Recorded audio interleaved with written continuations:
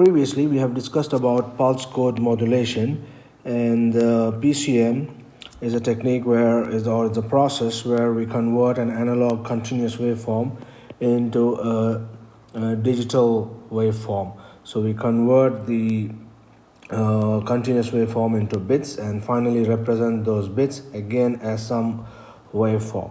Okay, and that process involved three steps, which is sampling, quantization, and encoding. Sampling is the discretization of the time axis, quantization is the discretization of the amplitude axis, and then finally encoding is the mapping of each of the discrete amplitude levels onto a binary combination. And then we use an anti-aliasing filter before the sampling element in order to avoid aliasing, because we do not want to allow any frequency component which exceeds half the sampling rate to enter the sampling circuit, because if that happens, then the frequencies which are greater than half the sampling rate would get aliased. Okay, and the sampling rate is determined according to the Nyquist sampling theorem, which says that the minimum sampling rate should be at least twice the maximum frequency present in the signal. Okay, and in the case of pulse code modulation for telephony, human speech telephony, we have the sampling rate set to 8,000 samples per second, because the maximum frequency present in our speech is under 4 kilohertz. Okay, and then the quantization is done using 256 quantization levels. That corresponds to the number of bits per sample as 8 bits. Okay, 8 bits per sample. So that would give us a source bit rate of 64 kilobits per second. Now, we have seen in quite a lot of detail how this sampling rate is chosen according to the Nyquist sampling theorem, and what happens if we don't follow that theorem. Of course, aliasing happens, and we have discussed what is the meaning of aliasing as well.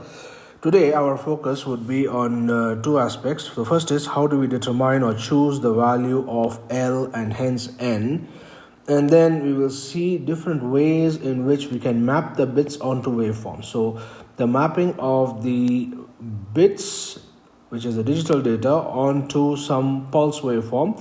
This can be done in many different ways. Okay, the pulses can be created in many different ways. So we will see what are the different ways in which we can do that mapping, in which we can map the binary information into digital waveforms. Okay, so our focus today is on how to determine the value of the number of quantization levels and hence the number of bits per sample, and the mapping of bits to the digital waveforms, which is called as line codes. So we'll talk about that. Okay, so the first part is how to determine the value of L and hence N, which we call as the PCM word size. So we are interested in determining the PCM word size, and for that we are interested in finding what should be the minimum PCM word size. Minimum PCM word size. And the minimum PCM word size is determined based on what is the maximum quantization error that can be tolerated for a particular signal. So if it's speech signal, what is the maximum quantization error that is acceptable for speech? If it is some other signal, then we need to determine what is the maximum quantization error that that particular signal can tolerate, because if the quantization error exceeds that maximum threshold, then the distortion would be too much, and it would be perceived by the end user in a way that the signal appear or sounds very distorted, and it won't be so pleasant to observe that signal. So therefore we need to determine what is called as the minimum PCM word size, and that value, minimum PCM word size, depends on as I said, the maximum quantization error that can be tolerated.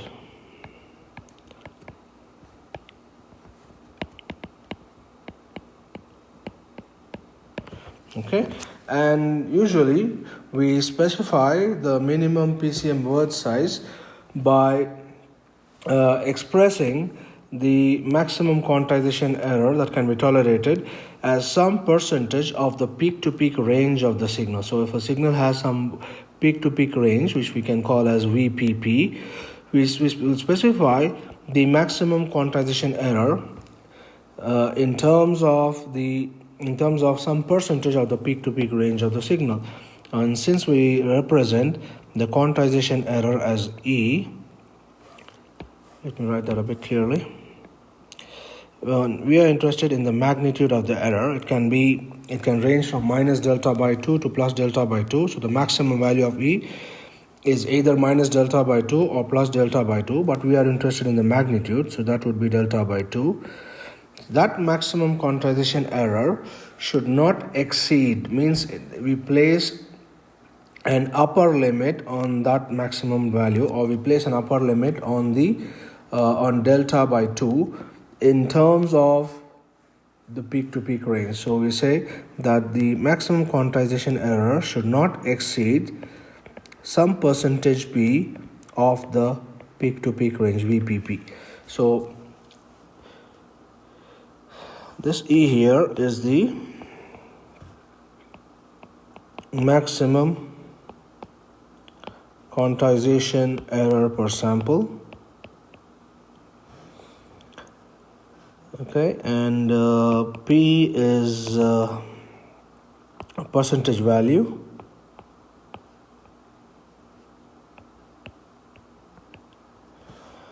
and VPP obviously is the peak-to-peak range.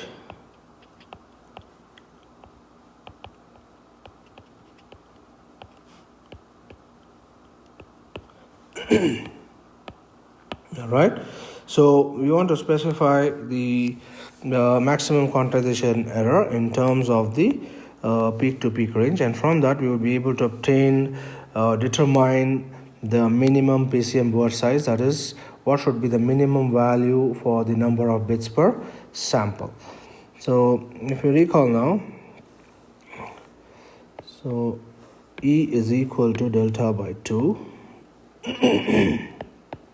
So the maximum value that we have for that is going to be delta by 2. And then we also know that VPP is equal to L times delta. So we're going to represent delta in terms of VPP as well. How do we get that? VPP is L delta. We've seen that previously. So that's delta. That's another delta, 2 delta, 3 delta, 4, 5, 6, 7. And then we have half here and another half here. So that's 8 delta, because the value of L here is 8. Right? So L is equal to 8. So we have VPP as L 8 delta. In general, VPP is L delta. Right? So we are going to represent. So therefore, we can write delta is equal to VPP by L. Okay, and now we are going to rewrite our equation, this particular one. So the maximum value of E is delta by 2, so we can write that as delta by 2 should not exceed some percentage P of the peak-to-peak range. And since delta is equal to VPP by L, so we will write delta in terms of VPP.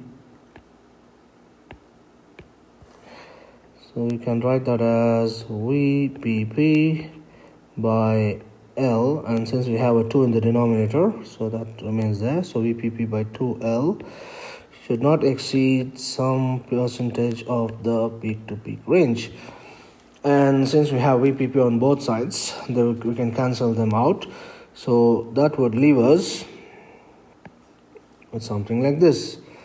1 by 2L should be less than or equal to P, or we can write that as L should be greater than or equal to 1 by 2P. So I've just taken the L to the other side, to the right hand side, and brought the P to the left hand side, and rewritten the equation in the opposite direction, right? So the number of quantization levels should be at least 1 by 2p, where p is the percentage of the peak to peak range, right? What is the percentage, whether it's 1% or 5%? So whatever is a specified percentage for a particular signal, so that's the value of p, okay, that we have to choose or insert into this equation. From that we can get the value of the number of quantization levels, L, that has to be used for quantizing that particular signal. Now we can rewrite L in terms of the number of bits per sample. So our equation is L should be at least 1 by 2p, and since excuse me, L is equal to 2 power n, right? N is the PCM word size, the number of bits per sample. So we can write 2 power n should be at least 1 by 2p, or that means, that implies that n should be at least logarithm to the base 2 1 over 2p. So that's the PCM word size that we are talking about. The minimum PCM word size, which is denoted by n, that should be at least a logarithm to the base 2 1 upon 2p. So we'll do a quick example in that regard. So suppose we have a signal for which we have specified that the maximum quantization error should not exceed 1% of the peak to peak range. So let's do an example.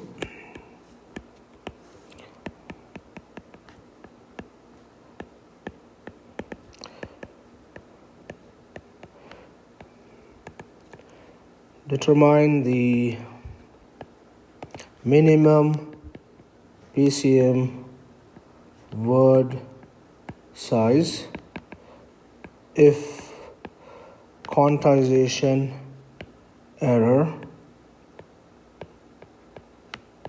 should not exceed 1% of the peak to peak range VPP. Okay, so in that case, basically the value of P has been given to us as 1%. So P is equal to 1%, that is 1 by 100, which is equal to 0.01. So we just need to substitute that in our equation for n, and we can find the value of n, or we can substitute it here and find the value of L. So n and L are related, so let's work out on n. So n should be at least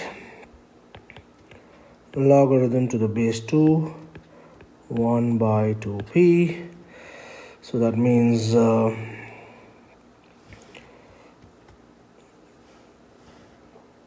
n should be at least logarithm to the base 2 1 by 2 into 0.01, this is 0.02. okay, so that's our answer. So that turns out to be n to be at least 5.6. okay, and since it is at least, right, greater than or equal to, and n is going to be an integer value, so the number of bits per sample has to be an integer number. So we can have 2 bits per sample, 3 bits per sample, 4 or 5 or 6. So we have to choose the integer which is higher than this minimum value, right?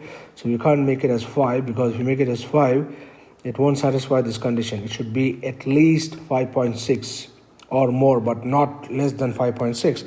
So the next higher integer would therefore be, so therefore we have to choose n equal to 6 bits per sample. So the minimum PCM word size for this example, where we specify that the quantization error should not exceed 1% of the peak to peak range, in that case the minimum PCM word size is 5.6, and the next higher integer to 5.6 is 6. So we have to choose 6 bits per sample, and because L is equal to 2 power n, so L is equal to 2 power n, which is therefore 2 power 6.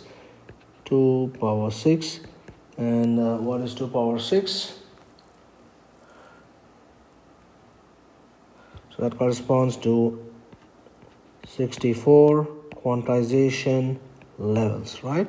So we have to use quantization with 64 quantization levels.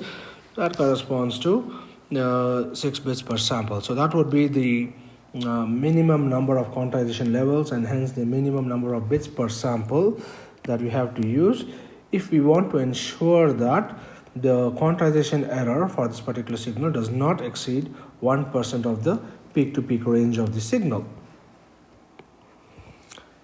So once we have done all the steps of sampling, quantization and encoding, we have a sequence of bits, and the last step in PCM would be to map those bits to some waveforms which we call as baseband signal representation or line codes. Okay, so we want to represent the bits as some waveforms, and since it's binary data, the waveforms are going to be like pulse waveforms, okay, with only 2 possible amplitude levels. So we are going to see how we can represent the bits into the waveforms, and that process is called as baseband signaling or baseband signal representation, and the waveforms themselves are referred to as line codes. So we will see how to create those line codes given a set of bits. So let me specify what we are trying to see here. Baseband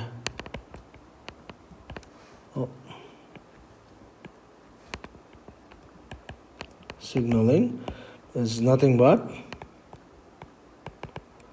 mapping the bits to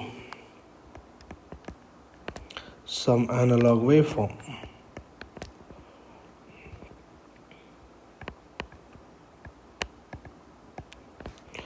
Okay, and these waveforms are going to be in the form of pulses, okay, because our data is now in digital format, which is ones and zeros.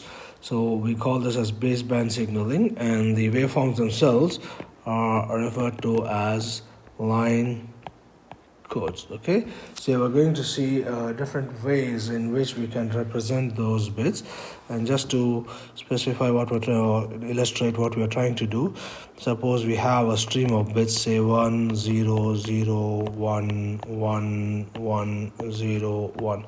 We want to represent them as some waveform. Suppose a 1 as some higher level amplitude pulse and a 0 as a lower amplitude pulse.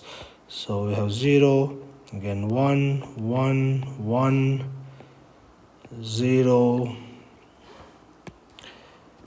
and 1 again, right?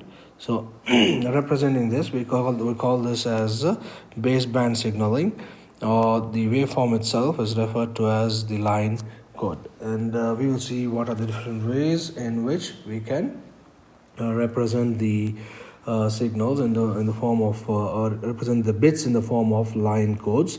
And line codes are of 2 categories.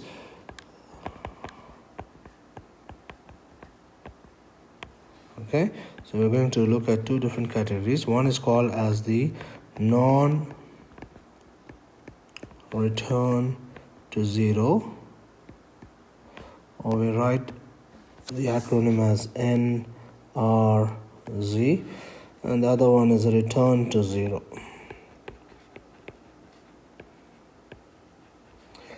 Or we abbreviate that to RZ.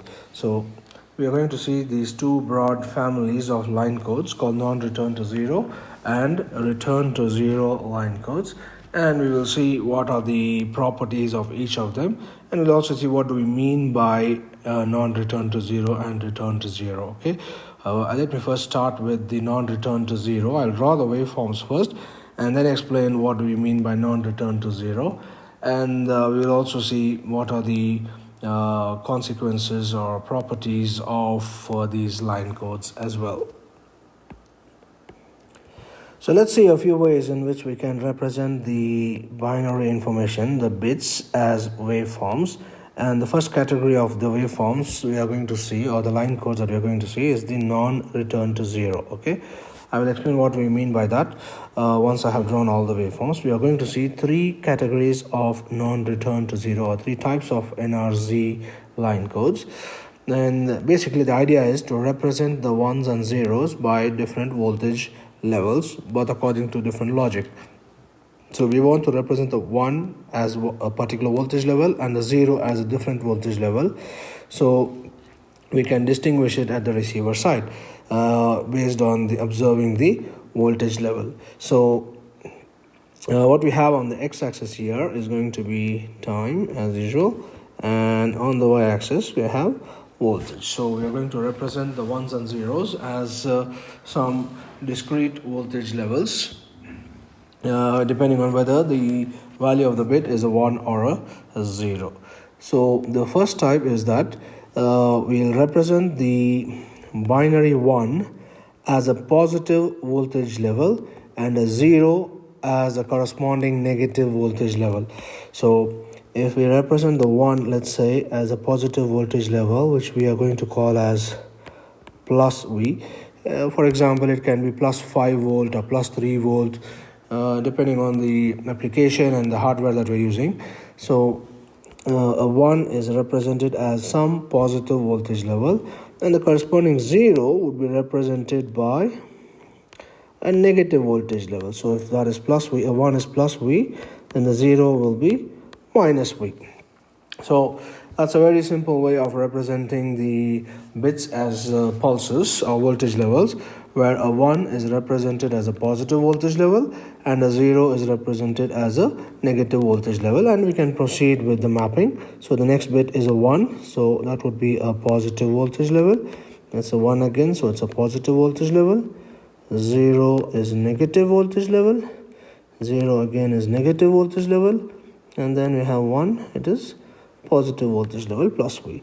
So now we have represented our bits as a waveform. Okay, that waveform is called as the line code, and this particular one that we have drawn here, it is called as NRZ, non-return to zero, L, and L stands for level. So it's called as NRZ level, and in NRZ level we represent a 1 as a positive voltage level and a 0 as a negative voltage level.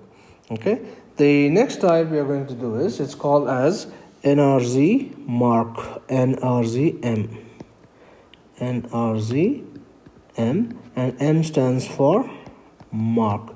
And mark is a term borrowed from telegraphy, and mark means 1. Okay, in telegraphy the ones and zeros are termed as marks and spaces. Okay, that's the equivalent nomenclature in telegraphy. So mark is representing a 1, and what happens in NRZ-Mark is that every time a bit is a 1, that means every time the bit is denoting a mark or 1, the voltage level will switch, and there will be a change in the voltage level. If it's a 0, it will continue at the same voltage level as the previous bit. And in this case, the starting voltage level can be chosen as per convenience. So we can start with the first bit either as a positive or as negative, no problem. But the subsequent bit would be chosen, or the representation of the voltage for the subsequent bit would be, if it is a 1, you will have to change the state. If it's a 0, do not change the state.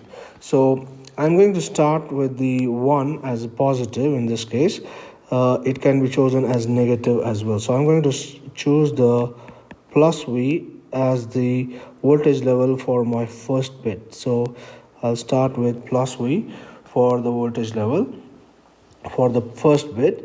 And the rule is that for NRZ-Mark, or the logic that we are going to use is, if it's a 1, change the voltage level for the next bit. If it's a 1, change. If it's a 0, then don't change, and continue at the same voltage level. And because our next bit is 0, so we should not change. That means it will continue at the same voltage level. Then we have the next bit is 1. So if it's a 1, that means we have to change the voltage level. So it will go down to negative, right? So we'll get minus V here. So the voltage level has changed. Again, the next bit is a 1. So 1 means change the voltage level. So we have to again change the voltage level compared to the previous one. 0 means no change, so we continue forward. 0 again is no change, so we continue forward. And 1 means we have to switch. So 1 corresponds to mark, and for NRZ-Mark, we can choose the first one according to our convenience. That would be mutually agreed upon between the transmitter and receiver. And thereafter, if the bit is 0, then do not change the state. If it's a 1, then change the state. 1, change the state. 0, no change. 0, no change. 1, change. So that's the rule we do for NRZ-Mark. The next type of line code in NRZ that we're going to see is what is the opposite of NRZ-Mark, which is called as NRZ-Space. We call it as NRZ-S, and S stands for space. Again, space is a word borrowed from telegraphy, and in telegraphy, space corresponds to bit 0. So mark means bit 1, space means bit 0. So NRZ-Space will do the opposite. That means every time it's a 0, it will change the state, and if it's a 1, it will not change the state. So again, the first bit we are going to choose arbitrarily. So in this case, I'm going to choose a plus V for my first bit, which is, in this case, it's 1. And even if it's a 0, you can change it as a positive or negative. For both NRZ-Mark and NRZ-Space, the first bit, whether it's a 1 or a 0, you can choose either way. You can choose either plus V or minus V. That doesn't matter. But thereafter, in NRZ-Mark, if it's a 0, no change. If it's a 1, change. 1, change. In NRZ-Space, the opposite will happen. If it's a 0, you have to change the state. If it's a 1, continue in the previous state or at the previous voltage level. So now I have arbitrarily chosen the first bit value as positive. We could have chosen negative as well. And since the next bit is 0, and 0 corresponds to space, space means change the voltage level. So 0 means in this case we will change the voltage level and come to minus V. And then the next bit here is 1. So in 1 means no change. 1 again is no change. 0 means change the voltage level, so it goes to plus V. Again, the next bit is 0, so we have to change the voltage level. And the final bit we have in this example is a 1. 1 means no change in the case of NRZ-Space. Okay, so that's the idea behind NRZ-Space. So if it's a 0, we change the state. If the bit is a 1, we don't change the state in this particular case. Now, having drawn all these waveforms, let us try to understand what do we mean by NRZ, that is non-return to 0. Now, if you look at all these waveforms, all the 3 waveforms that we've drawn here, none of these pulses cross the 0 axis. So that's the central value, that's 0, right? 0 plus V minus V. 0 is the central point. None of these waveforms cross the 0 volt axis, okay, anywhere in the middle of a bit interval. So if I call this as the duration of 1 bit, so that's the duration of the first bit, right? That's the duration of the second bit, the duration of the third bit.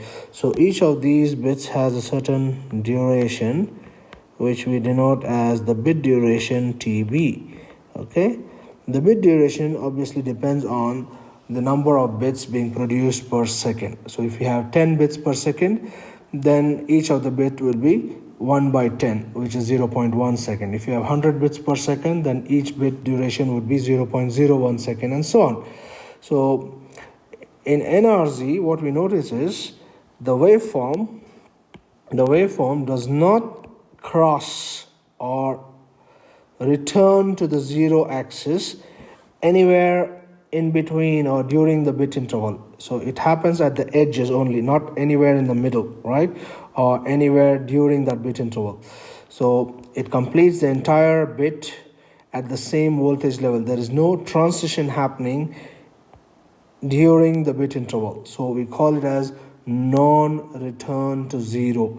The voltage level does not return to zero in between or during the bit interval. Okay, any transition occurs at the edge, that is at the end of the bit interval and the beginning of the next bit interval. Nowhere do you see a transition in between or during a bit interval or in the middle of a bit interval. So we call these as non-return to zero line codes, okay, NRZ. And obviously from this you can understand that when we say return to zero RZ, then you're going to see that this waveform, the voltage level will return to zero. It will make a transition somewhere in between the bit interval, okay, and typically that will be exactly in the middle of the bit interval. But in non-return to zero, we don't have such a case. All the bits would be all the waveforms make a transition only at the end of the current bit interval and at the beginning of the next bit interval, okay. There is no transition in between the bit interval, so that is why we call them as non-return to zero line code, okay. And that has implications. We will see what that means, okay. Now next we will see some of the line codes which are belonging to the category of return to zero. So we will talk about that. We're specifically going to discuss return to zero RZ line codes. We will now see some of the line codes which belong to the category of return to zero or RZ, and we are going to see four of those kinds. So four types of RZ line codes.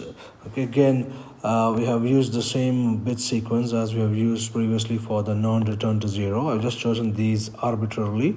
So if we have a sequence of bits, and if each of the bit is represented by a certain bit duration, so these dotted lines demark the duration of the bit interval. So each of the bits starts here, starts and ends within the bit duration, okay. So the next bit starts here and ends here and so on. So we have the starting and ending point in time for each of the bits, and that depends on the number of bits being produced per second, as I mentioned earlier.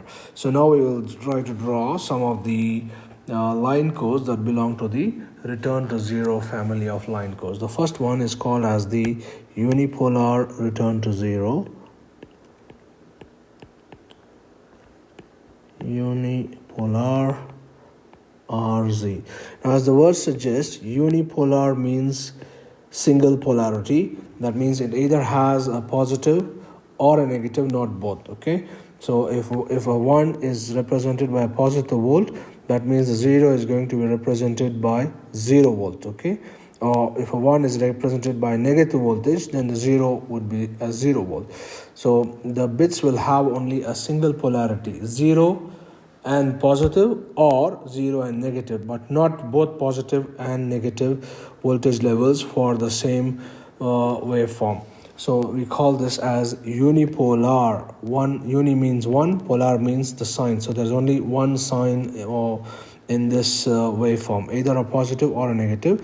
And in this case, we are going to use the positive and 0. So we'll represent a 1 as some positive voltage level and a 0 as 0 voltage level. So we have 0 volt for 0 and some positive voltage level plus V for a binary 1. So we'll represent a 1 as a positive voltage level, right?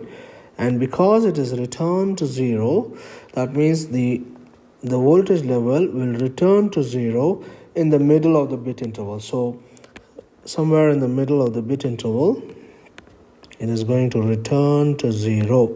So that's why we call these waveforms as return to 0. And contrast this with the previous waveforms. For non-return to 0, we see that the waveforms or the voltage level does not return to 0 in the middle of a bit duration, right? But in return to 0, we will see that there will be a transition somewhere in the middle of the bit interval in the waveforms. Okay, so when it's a 1, we have a positive voltage that returns to 0 in the middle of the bit interval, and because we are using this unipolar now, a 0 is represented as 0 volt. So there's only one polarity in this waveform, that's only positive voltage polarity. Again, the next bit is a 1, so 1 is represented by a positive voltage that returns to 0 in the middle of the bit interval. Again, it's a 1 is a positive voltage, returns to 0 in the middle. 0 is going to be denoted as a 0 volt. Again, 0 as 0 volt. And 1 would be a positive voltage, return to 0. So return to 0 means it returns to the x-axis, that is 0 volt level in the middle of the bit interval. So we have drawn this waveform here, which is unipolar return to 0. Next, we are going to draw the waveform corresponding to bipolar return to 0. Okay, we'll call this as bipolar RZ, and sometimes we don't write this bi. Okay, so bipolar RZ is the same as polar RZ. Okay, whether we say polar RZ or bipolar RZ, it means the same thing. And again, here it's a return to 0. That means it will have a transition in the middle of the bit interval, and because it's bipolar, that means we will have both positive and negative voltage levels. So we'll represent the 1 as a positive voltage level and a 0 as a negative voltage level, but in both the cases it will have a return to 0 in the middle of the bit interval. So we will have a plus V and corresponding minus V. So the 1 is represented as a positive voltage level that returns to 0. 0 is going to be represented as a negative voltage level that returns to 0. 1 again is positive, return to 0. 1 is positive, return to 0. 0 is negative voltage, return to 0. 0 again is negative voltage and return to 0. And 1 is positive voltage, return to 0. So that's the pulse waveform that we're going to have for bipolar or polar return to 0. The next type of RZ waveform we're going to draw is called as RZ AMI. AMI stands for alternate Mark inversion. So alternate AMI, right? So that's the AMI that we have here. Okay, alternate Mark inversion. And as we said before, Mark means 1. That means the ones are alternately getting inverted. So if the first one is positive, the next one would be negative, and so on. So the ones would keep switching the polarity, and the zeros would remain as 0 volt. So in alternate Mark inversion, we will have the 1 which will have opposite polarity, alternately, and the zeros will remain as 0 volt. So we'll start with, say, a plus V for the first one, return to 0. The 0 will remain as 0 volt. The next one will be inverted. So because the previous one here is positive, the next one is going to be negative voltage. So it will be a negative voltage like that. That will be, so that's minus V, right? The 0 is going to be a 0 volt. So 1 will keep alternating between plus and minus.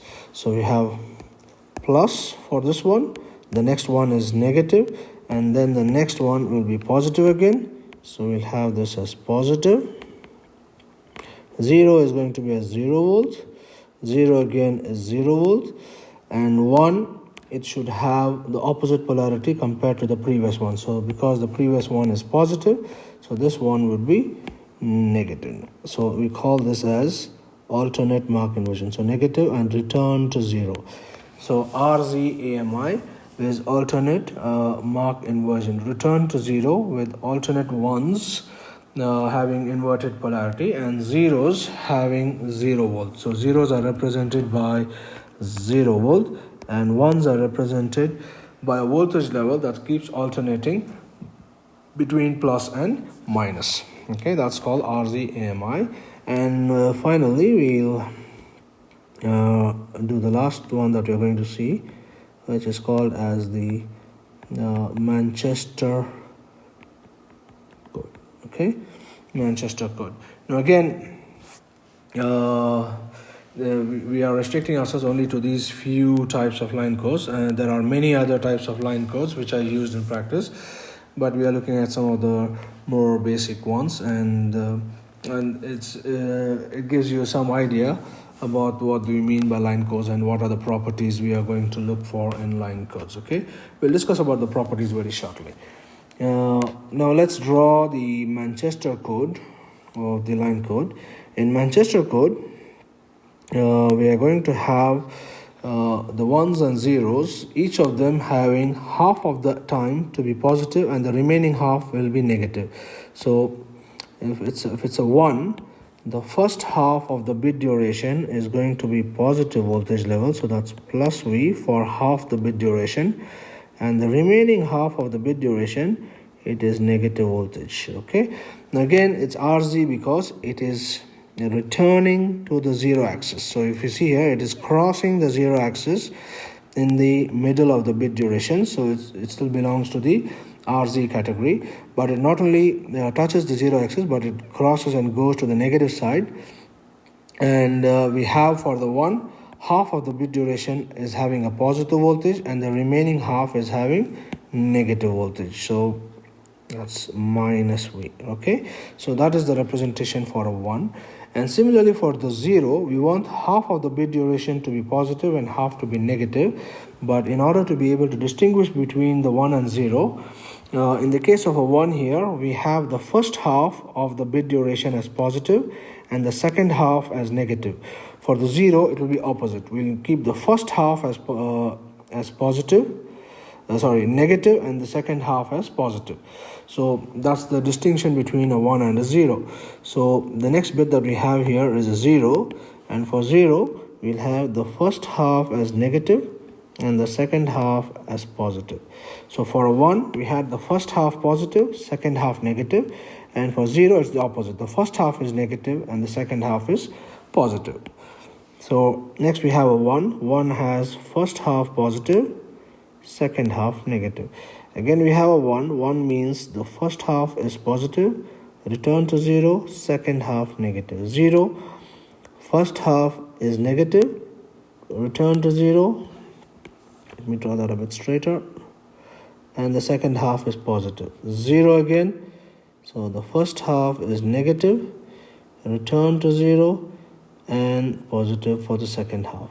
1 is again first half positive, second half negative. Okay, so that's the waveform we are going to get for Manchester code. Okay, now each of these codes has their own properties depending on different circumstances or situations or combinations of bits that can occur in a practical A to D conversion system, and we will see what are those properties and how it can affect the waveforms and how it can affect the interpretation of the waveform, because ultimately once we have converted the bits to waveforms, we want to reconstruct or get back the bits by looking at the waveforms, and that should be a simple and accurate process. So the waveform should be in such a way that when we have transmitted these waveforms over a communication channel, they may get distorted, and even after distortion we should be able to get back our original bits. Okay,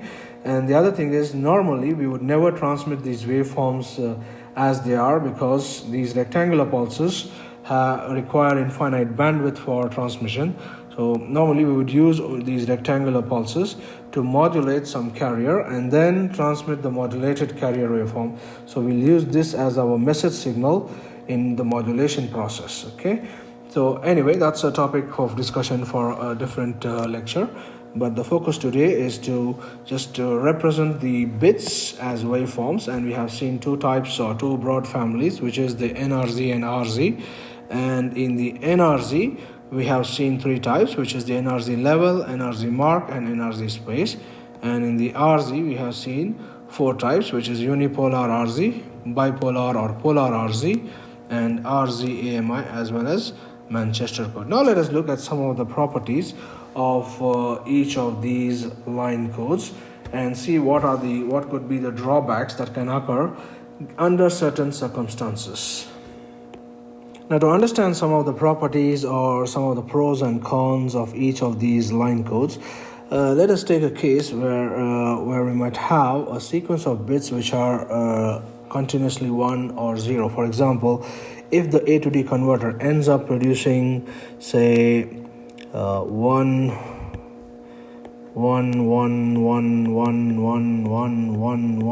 like this, right? So if there's a long stream of ones or a long stream of 0, 0, 0, 0, 0, 0, 0, 0, and so on, right?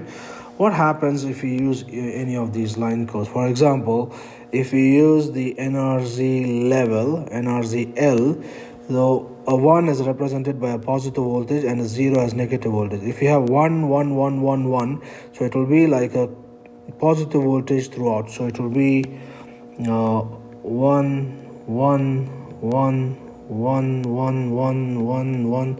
So it will remain at the same amplitude level for a significant long time, right? For example, if you have, say, 1000 bits or 500 bits which are continuously 1, then it will remain at the same voltage level of plus V for a long time.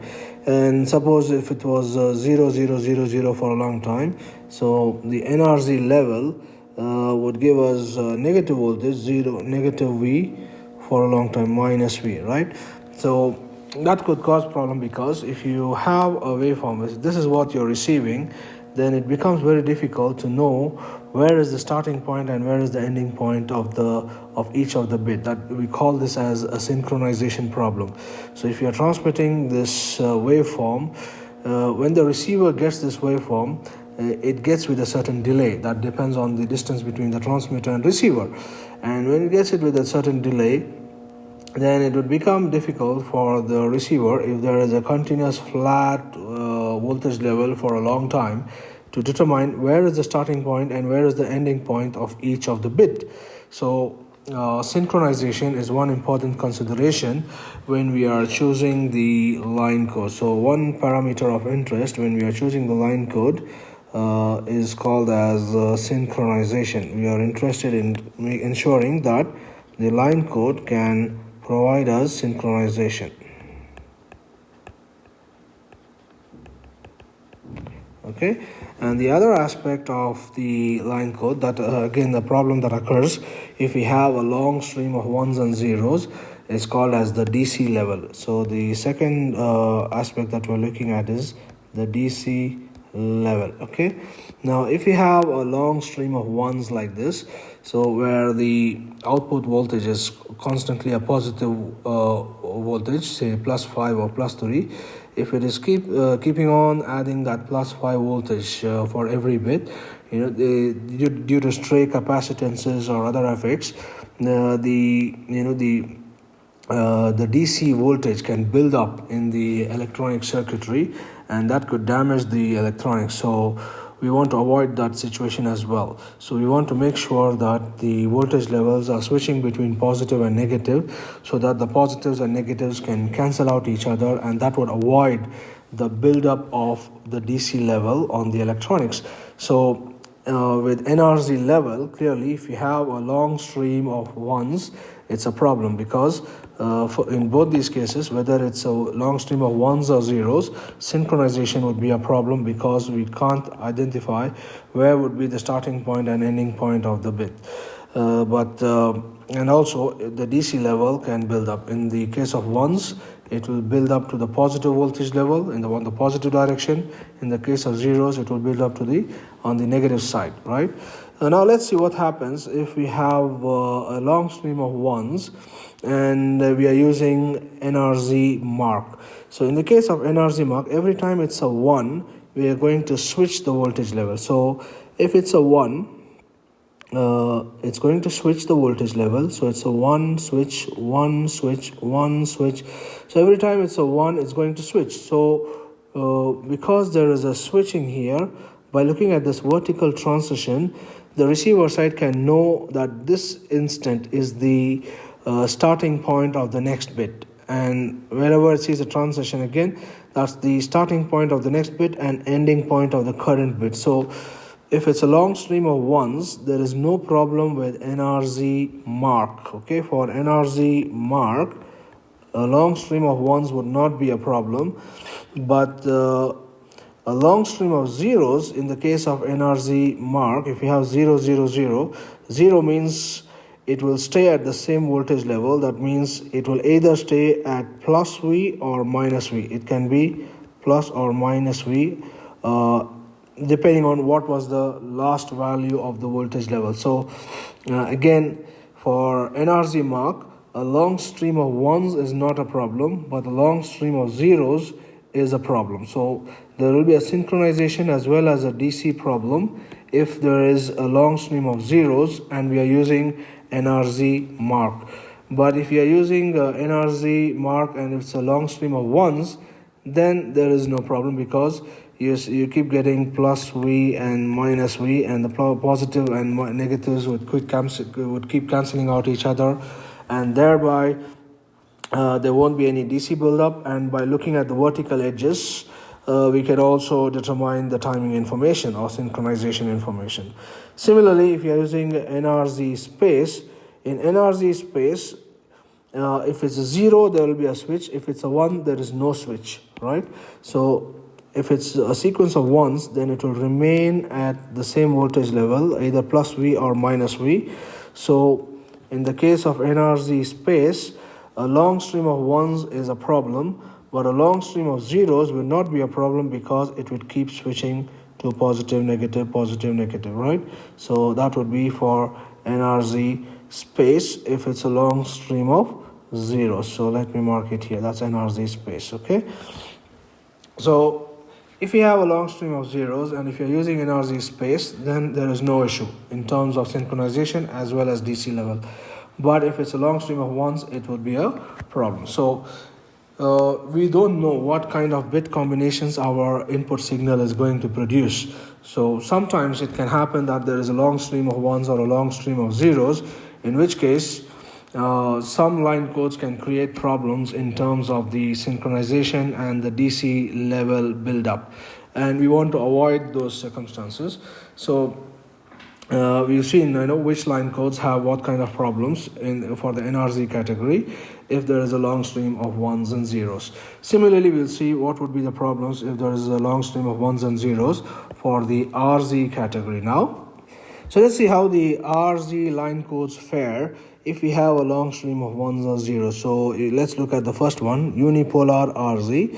In Unipolar RZ, if we have 1, 1, 1, 1, 1, for a 1, it is a positive voltage and for half the bit duration, and 0 volt for the remaining half. So it will be something like this, positive and 0 for half the bit duration, right? Positive and 0, positive and 0, positive and 0, and so on. So we will see that, so that is going to be 0 volt and that is going to be plus V. So if you have a long stream of ones, what we are going to notice is it is either positive or 0, but so that means there is a positive, positive, positive, positive, positive, and the other side is 0 volt, so that is not going to cancel out. So therefore there will be some DC buildup if there is a long stream of ones, and because the other side is 0, 50% of the bit duration is 0 volt, the DC buildup would not be as much as in the NRZ line code. It will be by a factor of half. The DC buildup would be will have a growth rate of 50% as compared to the non-return to zero code, but nonetheless it will have a DC problem, okay, DC buildup problem, okay, for RZ. And the second consideration, which is synchronization. So in terms of synchronization, because we have a vertical transition in the middle of every bit interval, so unipolar RZ would not have any problem if we have a long stream of ones in terms of synchronization, but it will definitely have a DC problem, albeit that the DC buildup problem would not be would be 50% slower as compared to the non-return to zero. If we have a long stream of zeros and we are using unipolar RZ, and that means in case of zero, we are going to represent it by 0 volt. So each of the zeros would be 0 volt like this. So it will be 0 volt, right? So for unipolar RZ, if you have a long stream of zeros, it is going to be 0 volt. So there is no DC buildup, but it would be difficult to know where is the starting point and where is the ending point of the bit. So timing information or synchronization would be a problem if there is a long stream of zeros and we are using the unipolar RZ. Let's see what happens if you're using bipolar RZ. If in bipolar RZ, you see here, half the bit information is positive and half is 0 if it's a 1, and half is negative and half is 0 if it's a 0. So if you have a long stream of ones, it will look similar to the unipolar RZ because it's going to be positive for the first half, 0 for the second half. Positive for the first half, 0 for the second half, because all of them are ones. So the bipolar RZ is also going to look similar to unipolar RZ if we have a long stream of ones. And if it's a long stream of zeros, it's going to look something like this. It will be 0 volt for the first half, minus V, 0, minus V, 0, minus V, 0, minus V, 0 for each bit duration. So that's minus V and 0 volts, okay? So that level will be 0 volt. So again, we see that if you have a long stream of zeros, in the case of bipolar RZ, it's going to have some DC buildup, but on the negative direction, because we are having these negative voltages for each of the bit durations, and there is no corresponding positive voltage to cancel it out, and therefore there will be a DC buildup on the negative side. But the DC buildup will be 50% slower as compared to the NRZ. And secondly, in terms of the timing information, because there is a transition in the bit intervals, there will be timing information even with a long stream of zeros, okay? Now, if we are using RZ AMI and if we are having a long stream of ones, then in AMI, we are having a positive voltage and 0, and the next bit will be, if it's a 1, it will be inverted. So we'll have an inversion, again an inversion, again an inversion, and so on. So in all these cases, we see there is a positive and negative in each of the bits, so there will be no DC buildup. And because there is a transition in every bit interval, it will not affect the synchronization as well. So it does provide the timing information. So in terms of RZ AMI, there is no problem for regarding DC buildup as well as synchronization if it's a long stream of ones. But if it's a long stream of zeros, because the zeros are represented by 0 volt, that means we'll end up something similar to 0 volt. So that would be 0 volt. If it's a long stream of zeros for RZ AMI. So again, if it's a long stream of ones, no problem for RZ AMI, both in terms of DC buildup as well as timing information. But if it's a long stream of zeros, it can cause problems for the timing information, although there will be no problem related to the DC buildup. And if we are using Manchester code, and if you have a long stream of ones, because the Manchester code uses half positive and half negative, so that's for a 1. So the next one will also be like that, and the next one will also be like that. So in the Manchester code, whether it's a 1 or a 0, half of the bit is positive and half is negative, right? So for the 0, the first half will be negative and the second half is positive. For 0, the first half is negative, second half is positive. So the negative and positive, they will cancel out. So therefore, there will be no DC buildup. And secondly, for a Manchester code, in every bit duration, there is a transition, okay, from the positive to negative. So therefore, that transition would act as a timing source. It will provide the reference based on which we can calculate where is the starting point and ending point of each bit interval.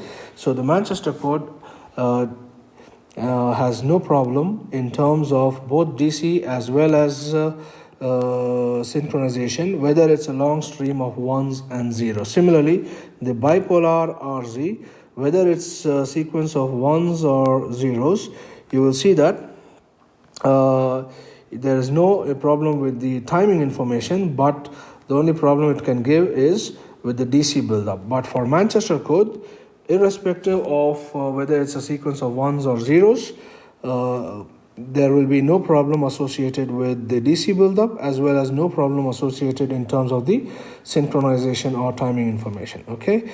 The other thing is with RZ AMI, it gives us an added advantage in the sense that because each of the waveform, each of the ones has to be inverted. If the previous one is positive, the next one is negative. That means it is not possible that we get in RZ AMI. So if we get in RZ AMI two pulses which are of the same polarity, suppose 0 and plus V, right?